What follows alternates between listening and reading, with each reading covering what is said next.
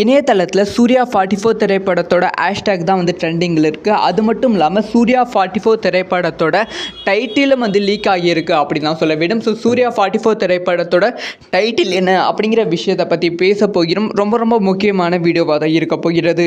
So already வந்து ஒரு வாரத்துக்கு முன்னாடி நம்ம சொல்லியிருந்தோம் சூர்யா 44 திரைப்படத்தோட அஃபிஷியலான டைட்டில் டீசர் வந்து டிசம்பர் 25 ரிலீஸ் ஆகுதுன்னு.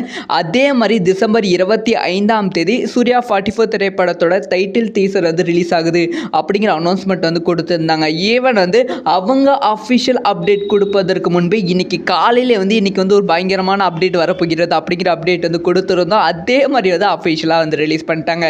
இப்போ என்ன மேட்டர்னா சூர்யா 44 திரைப்படத்தோட பெயருக்கான ஒரு அப்டேட் வந்து கிடைச்சிருக்கு. அதாவது வந்து கார்த்திக் சுப்புராஜ் அவருக்கு சூர்யா 44 திரைப்படத்திற்கு ஒரு ஆங்கில பெயர் வந்து வச்சிருக்காங்க அப்படின்னு சொல்லப்படுகிறது.